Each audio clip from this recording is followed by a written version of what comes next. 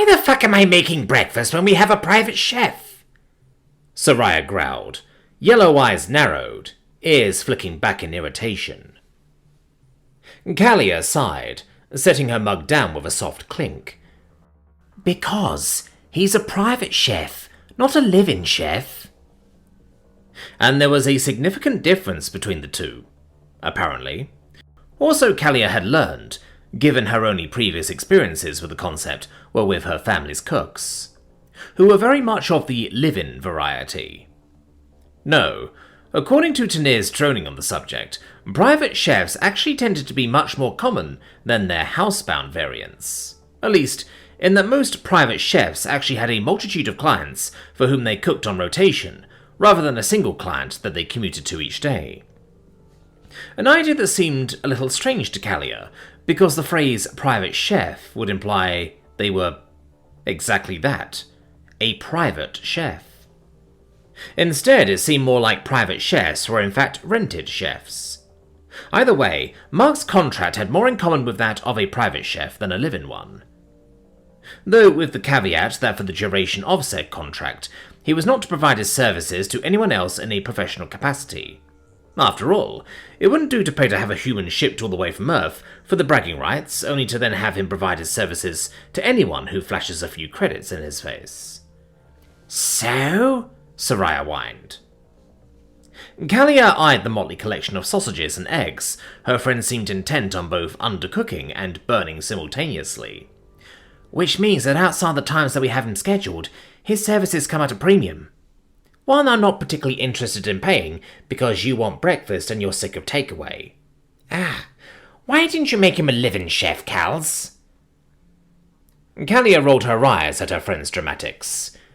For much the same reason we no longer have a living gardener, cleaner, or poor girl. It's a security risk. One she could ill afford at this juncture. Oh yeah, totally more risky to have him living here, rather than coming and going at random. Soraya shot back sarcastically. Kalia's lips twitched, but her tone stayed even. He gets scanned each time he comes in, and spends maybe 2 hours here each visit. The short duration of said visit means the security team can keep eyes on him the entire time he's here. She gestured to one of the many nearby cameras in the villa, its red light winking faintly. That kind of constant surveillance would be untenable if he was living here. Or at least, far more expensive than the current arrangement. Nothing that her mother couldn't afford, but Kalia would be damned if she was about to willingly tighten the noose around her own neck. Hell, she wouldn't even have a personal chef if it weren't one of her mother's requirements. Couldn't have the Vaughan heiress living like a pauper now, could she? Could just extend a little trust, Soraya muttered, watching the ingredients in the pan let out lazy curls of steam. Or maybe that was smoke. Kalia wasn't entirely sure there was enough oil in that skillet. Or was it too much oil? Truth be told, she had little more cooking talent than her mechanically inclined friend. Yes, trust, the Vrekian deadpanned, because that worked out so well for us last time. Soraya scowled, her tail giving a sharp flick, but she didn't argue. After all, she'd been the one who'd had to spend weeks cleaning out Starkiller's corroded fuel lines after that last bit of sabotage. Really, they should have caught onto it sooner than they did. Krenheim was a viper's nest, after all, and while it wasn't so dangerous that Kalia risked assassination every time she stepped out of the estate, that was more a result of the need for at least a thin veneer of respectability on the part of the leagues than any true respect for fair play. So when it became clear that the ongoing technical faults Kalia had been suffering were a result of their then landscaper, she'd had a choice between upping security to ludicrous levels, or simply doing away with the living-in staff entirely. She'd chosen the latter, and ensured that all future visits by contracted staff were staggered so that they could be remotely monitored the entire time they were here. It was a level of paranoia she'd hopefully be able to repeal when she finally got out from under her mother's thumb, and had the ability to move Starkiller to a dedicated refit facility, one separate from her main residence. Until that happened, though, they needed to get by on the shoestring budget they had. She shook her head at the absurdity of that thought, even if it was true within the context of her position in leagues. Soraya broke the silence, her tone lighter. You know, you have to realize that Tanir's probably enjoying breakfast in bed right now, using your chef, while you're watching me burn Uncle Sedard. Kalia made to respond to that, before actively cringing back away from the sizzling pan, as the latter half of what the Pezrin had just said registered. Something that had the awful woman belt out a long stream of laughter, ears twitching as she stirred the collection of meat and eggs around. Just kidding, she snarked. About Uncle Sedard? We're saving him for a special occasion. Despite the fact her friend had just confirmed that she wasn't about to dine on the butchered remains of one of her relatives, Kalia still felt vaguely ill about the fact that said friend likely would at some point in the near future. The Vrekian knew the universe was a big place, and it wasn't her place to judge other cultures for their more unusual practices, but that didn't mean she had to enjoy the idea that certain species did, in fact, practice cannibalism. Please tell me you've never used any of my kitchen utensils to prepare or consume any of your family? Kalia said slowly. Or enemies? Not to date, the Pezrin snickered. Please never do, Vaughn grunted. Ugh. Her friend continued to chuckle, shaking her head at what she no doubt saw as alien squeamishness in the face of her race's absurd obsession with avoiding waste. So, do you think our resident virgin managed to seal the deal last night, and is now enjoying the services of one sturdily chef? Said friend continued.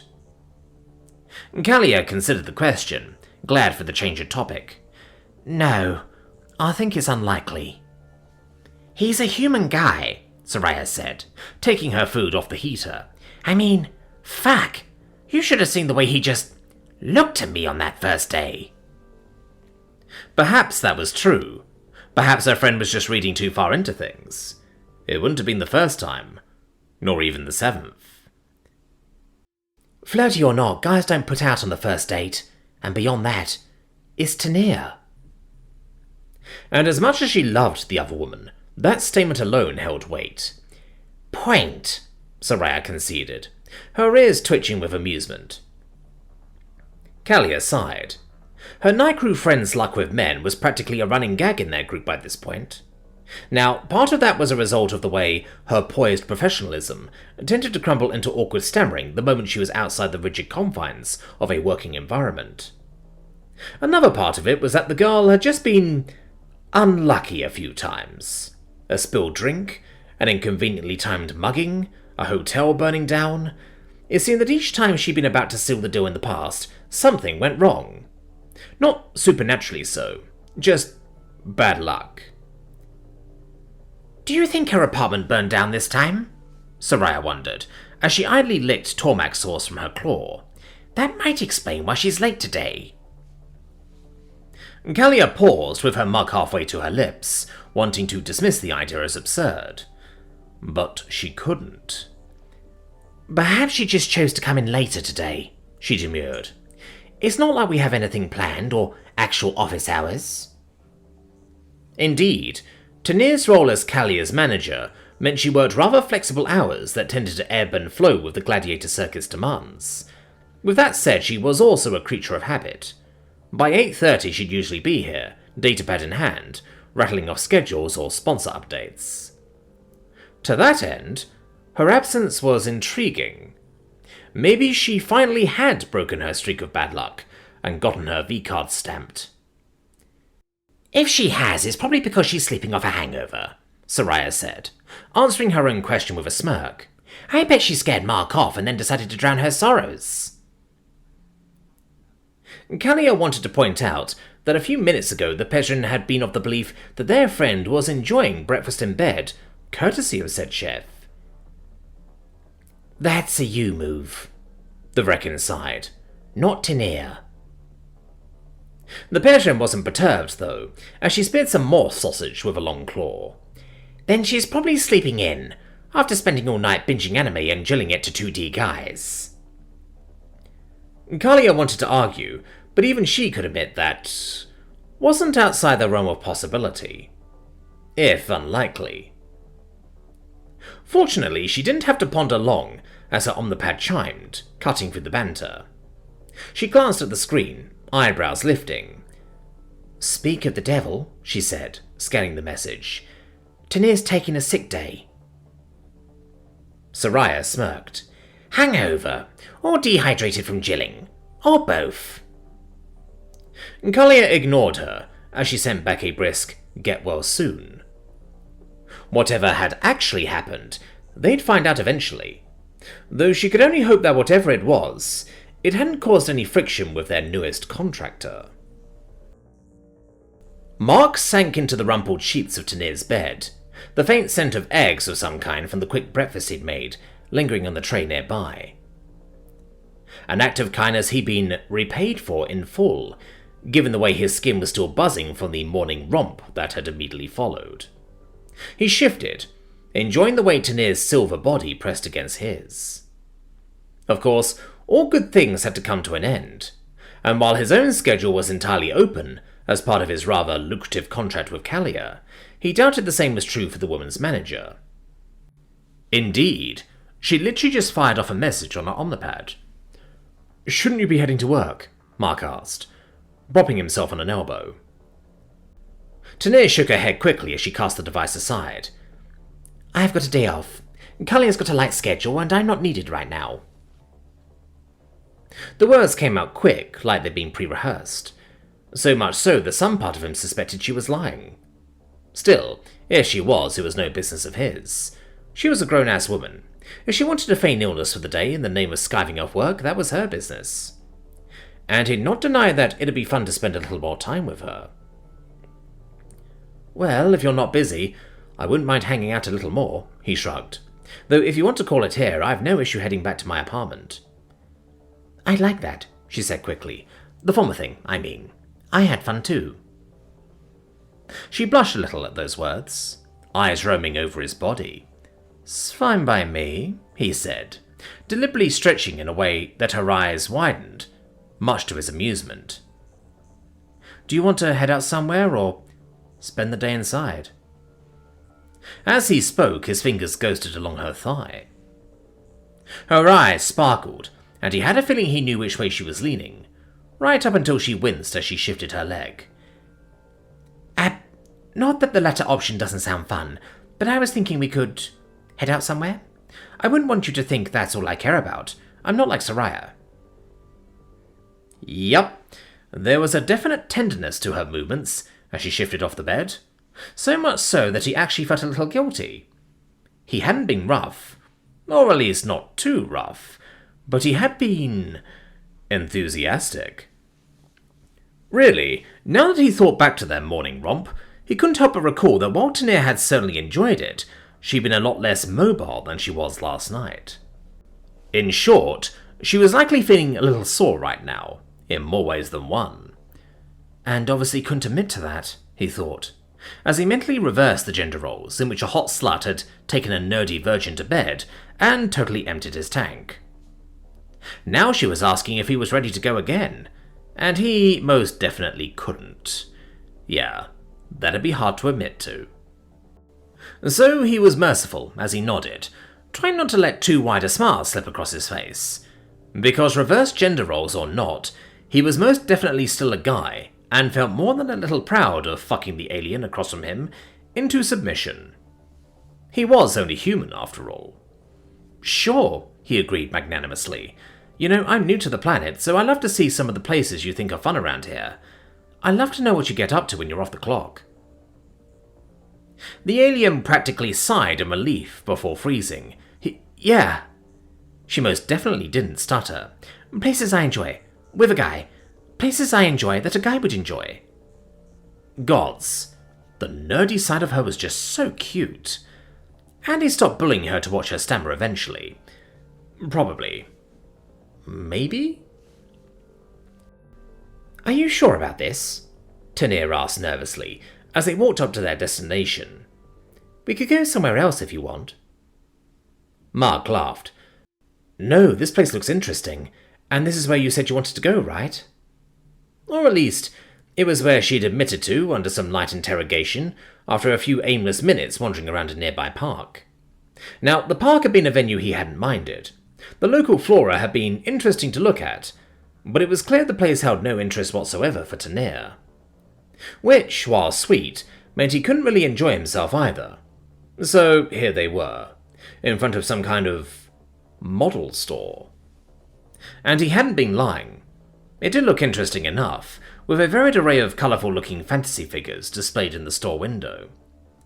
They were arrayed carefully to give the illusion of some kind of epic battle in miniature. Across from them was a large poster of an interestingly garbed Shorvanti male in ancient chainmail. He said interesting because the armour covered his groin, his nipples, and his face, and even then, not by much. Personally, he thought it rather amusing, but Tanir seemed to be, as seemed to be the custom now, cringing back as she gazed upon one of her favourite hobbies from the perspective of someone who wasn't explicitly part of the intended audience. Said intended audience seemingly being exclusively horny women. Still, he gave her no chance to back out as he practically pulled her into the store. It was surprisingly big on the inside, and yet seemed all the more cramped because of it. Shelves lined the walls and interior, forming passageways deeper in, each and every one of which seemed to sag under the weight of the many books, paint vials, brushes, and other tools present.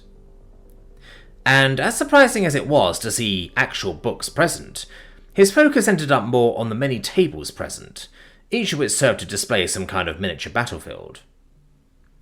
Now, while Mark's interests had never veered much into the more nerdy varieties of entertainment back on Earth, excepting perhaps the occasional video game, even he knew what this was. It was Dungeons and Dwarves. Or the alien equivalent.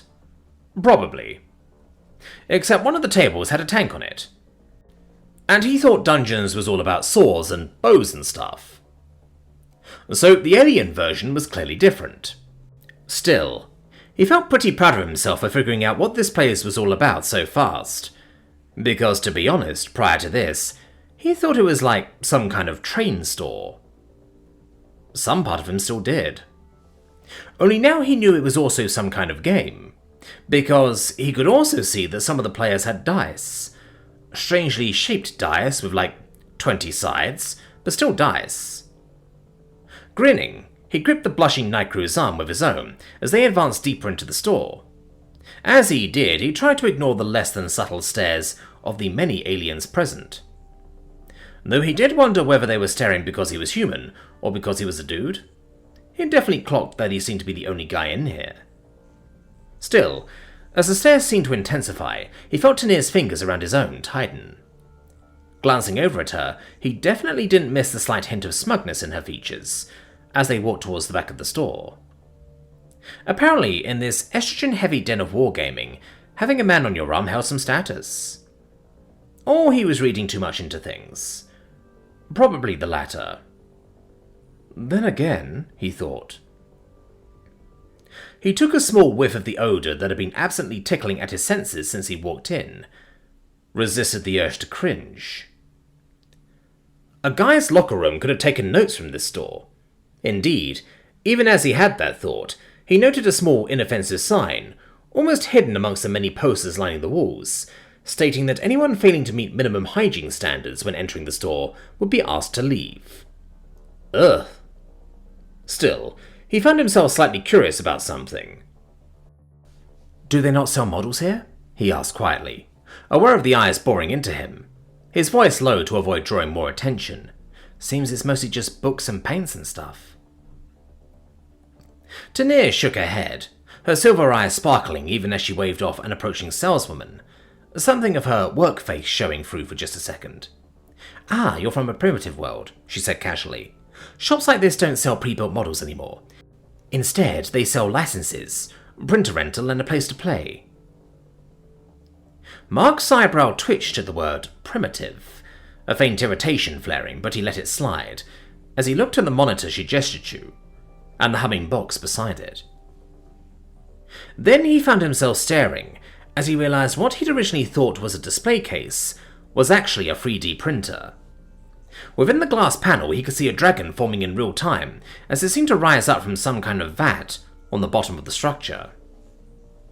That was definitely kind of cool, and he let it show on his face, clearly delighting Tanir as she pulled him over to the machine.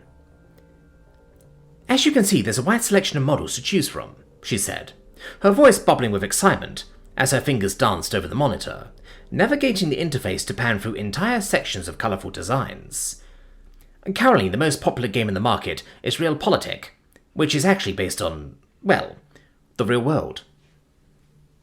She leaned in, none of her usual shyness on display, as she whispered conspiratorially to him.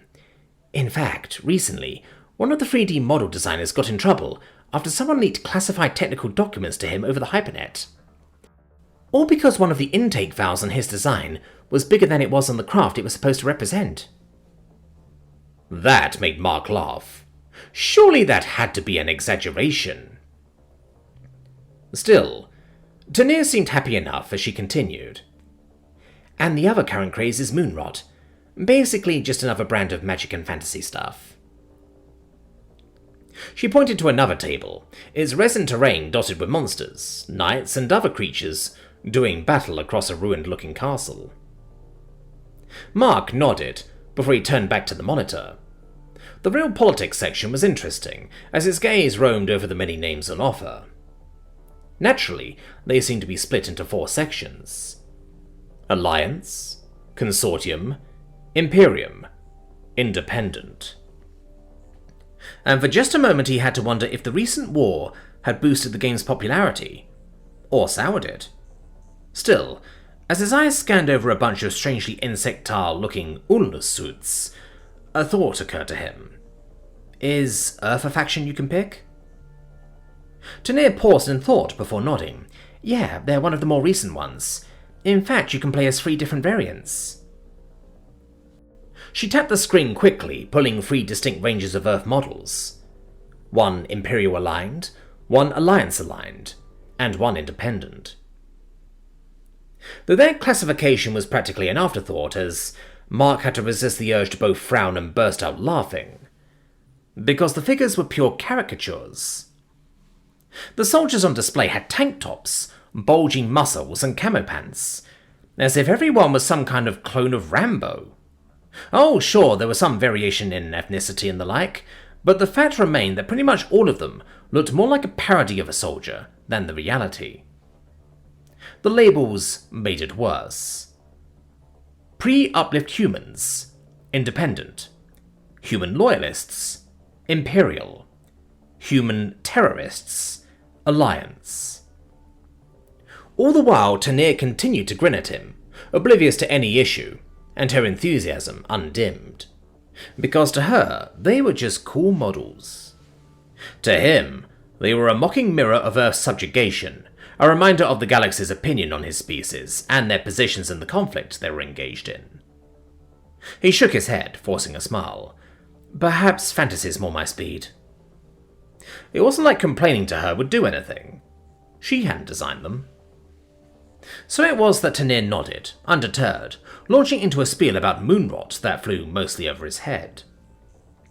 He vaguely picked up some lore about shattered realms, elder gods, and primal terrors pouring out of portals, but it came so thick and fast that names and places all kind of blurred together. Still, Tanir looked cute as she talked, the night crew's hands gesturing wildly as he nodded along. All the while, as he watched her lips move, his mind couldn't help but wonder. I can't wait to fuck this dumb nerd again, he thought, a casual smile on his face. His mind wandered, less to moonrot and more to her tongue, imagining putting it to use later, back at her apartment. Alright, that's the gist of it, so you just need to pick a faction, Tanir urged, pulling him back to the present. Then we can print your first model. Mark blinked as he suddenly found himself stood in front of the screen, which was currently set up to display an absurdly large roster of armies to pick from. He'd already forgotten literally everything Tanir had said on the subject, so when he did make a choice, it was more as a result of the vibe than anything else. As a result, it wasn't long before the first dinosaur riding another dinosaur was displayed on the screen, ready to print. Tanir shook her head as she turned back to him. Why does every guy who comes into this hobby pick the Graal? Mark just shrugged. Dinosaurs are cool. Plus, they were pretty much the only faction whose male complement weren't comprised of half-naked bodybuilders, or twinks, flexing for a holo ad. Indeed, he wasn't entirely sure his new dinosaurs had a gender. Not that he was about to ask that, for fear he'd get another half-hour tangent on Graal mating etiquette. One he knew Tanir was downright primed to deliver. Unfortunately, as cute as he found her nerdy enthusiasm, he had limits. Fair enough, the Night Crew sighed, as she guided him through the process of customizing his model. As it turned out, the printer could change the colours as the model was being printed, so he had some fun tweaking the colours of his newest general. Tanir hovered, offering tips, her excitement palpable as she rounded about different in-universe factional colours. He half listened, more focused on the warmth of her body pressed up against him, as he picked something in red, white and blue, before the printer hummed to life, layering coloured resin with eerie precision and speed, as it set about spitting out his dinosaur-riding Dino Lord. Or lady. Again, he couldn't really tell. Eventually, it's considered proper to paint them yourself, rather than rely on the printer, Tanir explained, gesturing at a table where Akiri meticulously shaded a dragon's wing. But if you don't, no one will complain if a newbie has a pre-painted set. Mark nodded, inspecting his very American-looking dinosaur. He wasn't really sold on the whole thing, if he was totally honest. Dice games weren't really his thing, but the model was definitely stunning. Well, even if it won't pass muster on the gaming table, I think this little guy'll look cool on my shelf, he said. He'll be my first decoration, so thanks for bringing me here, Tanir.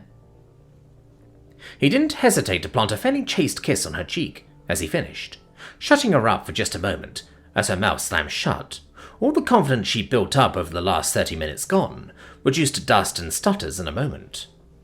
Again, it was cute. And it was doubly amusing how every eye in the store seemed to latch enviously onto the entirely ignorant Night Crew. Which just seemed silly, to be honest. Yeah, guys were a little rarer out here in space, but he sincerely doubted it was that hard to find one who'd be willing to humour their girlfriend for a bit by joining them in their favourite hobby. He had certainly spent more than a few dull afternoons helping Lena pick out dresses back when... That sudden memory made him frown. Hey, he said, grabbing the slightly dazed Night Crew's attention. This has definitely been fun, but I'm beginning to feel a bit antsy. Antsy? Tanir asked, concern shifting over her features. Yeah, I was wondering if maybe you'd want to come back to my apartment. We'll put my Graal man here away and do a little modelling of our own. If they'd not been listening before, everyone within earshot was now. Modelling? The girl whispered. Yeah, you know, to see if those human models really reflect the real thing. Of course, we'll have to get in depth. Some part of him felt a little stupid for saying such cheesy lines, but you wouldn't know it given how Tanir's eyes widened. And clearly she'd gotten over her tiredness from this morning, as she quickly nodded her head. Yeah, I wouldn't mind, she squeaked. Good, he grinned, as he grabbed the Night Crew's hand and pulled her out of the store, ignoring the many eyes watching them as he did. Jelara stood in line, her omnipad clutched in her gloveless hand, its screen glowing faintly against the harsh glare of the construction site's floodlights. Ahead, another wet slurping sound echoed out as another Ornus worker descended into the gaping maw of the machine, or rather was subsumed by it, their suitless form merging into the blue, gelatinous mass within. Her thoughts drifted to Mark as she took another step forward, toward oblivion. The thought of their night together was a welcome distraction. It had been very enjoyable. She would like a repeat. Again, it was useful to think of things she'd do after the day was through. It made the coming death seem less so.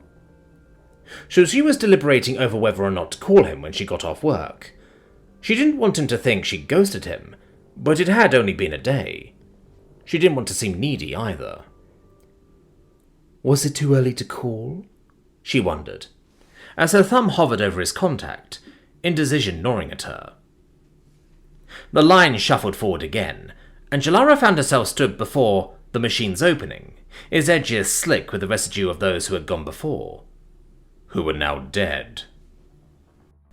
Inside, the blue mass of congealed Ornus pulsed, a newly born living core that formed the operating system of the massive industrial machine. Or rather, the machine was now the suit for the colossal Ornus entity within. Sighing, she placed her omnipad on a nearby shelf, already filled with other last-minute knickknacks carried by others. This was it. Time to step in. To commit what felt like suicide. Never mind that she'd walk out of here hours later, reformed and whole. Because merging here and now would kill her in a very real way. She'd ceased to exist, becoming someone new entirely. One mind she tried to describe it to had likened it to sleeping and dreaming. They were wrong.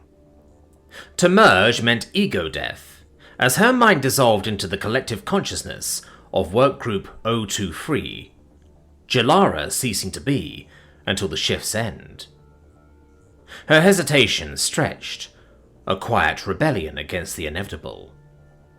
She knew the mass inside would hesitate too, come evening, when it was time to split. That collective, a vast unified mind with its own thoughts and ego, would dread its own dissolution. No one in line complained about her pause, just as she had not complained when those before her hesitated. They were all Ornus. The forewoman used to complain, at first, about the delay. The Shulvanti was incapable of understanding exactly what she was asking of her workers each day. She didn't complain anymore. So, she hesitated, staring into the blue void, heart pounding with primal fear. Everyone hated it, this daily dance with oblivion, but legal work for Ornus on Krenheim was scarce. Beggars couldn't be choosers, and construction paid better than scavenging. Less well than other, less legal venues of employment, but openings there were finite, and Jelara was just happy to have access to some of the stew.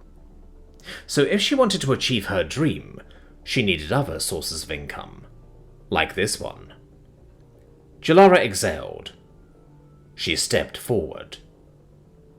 Her flesh touched the nascent form within, and her thoughts frayed, her sense of Jelara unraveling as the collective subsumed her.